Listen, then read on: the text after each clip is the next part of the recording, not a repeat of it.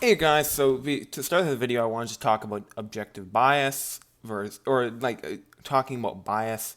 So, this is a good graph of like how it really is. Like, you kind of have a mix of objective facts and your core beliefs, and that's where you are. So, I want to acknowledge that within the video, although I have consulted high up members of my enemies to try and reduce that in this video. So hopefully you guys can get the most unbiased footage.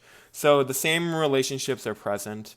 Actually, HMS is now siding with MM, but then there's comp. I don't know. MP is such a weird, like, it's so weird that I don't know if he's with MM or USS. There's been a lot of weird stuff.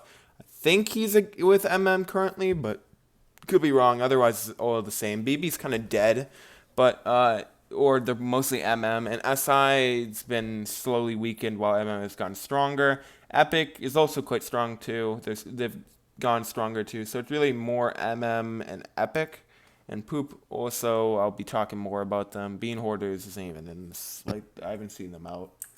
Um, so it's actually not that bad, the player caps anymore. So like it used to be that you could have a player cap of 200 players and you'd reach that in battles, but now people have taken a lot more smaller engagements, which is good, I guess. It's more like constant battles over a long period of time compared to one big one, which has made it not have a big problem.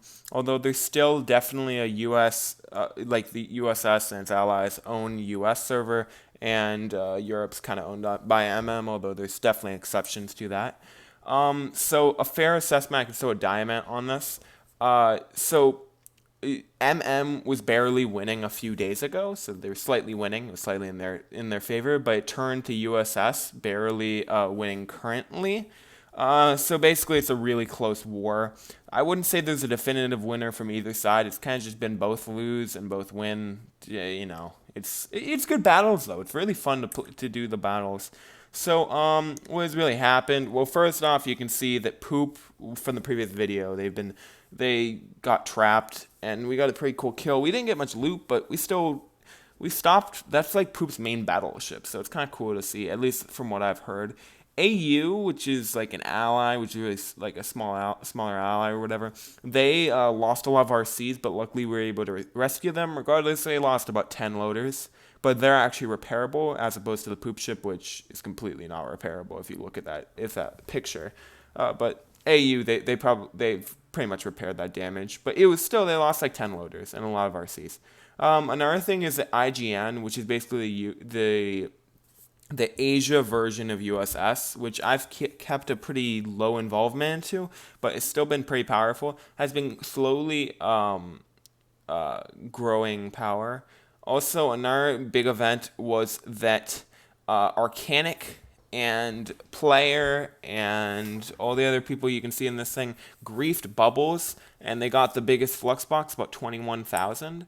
So now you can see what do with Green Crystal. That's the leaderboard for highest score. That's Yi, Arcanic, Thick Skipper, Player, and other players like associated with that. And they have about 21,000 flux and a lot of balls. So they're by far the richest player, and you can see how far Bubbles Nest has actually dropped.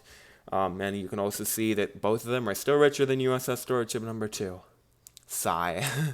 Either way, an interesting thing that's happened is that USS has decided to give, and you can see I said this, we've given free farmers to people. We basically build it for them for the cost of the ship. Mostly because we want people to be having farmers. And the other really big thing is that we've given every single player that's asked or needs one their own Finch killer. You can see the designs here. Another thing that's weird is, why are they a different shade? Like, one was EU and one was US, but like, why are they a different shade of gray? It's a big question. I mean, like, why? A really important thing on the strategy front too. Turkey, a very well-known driver and stuff, has decided to use this ship called the Bombard. I don't know why the picture looks so bad, but regardless, they use this ship with a ton of autos and bursts, with slug and stuff, and they do crazy damage. It's actually been really effective in fights.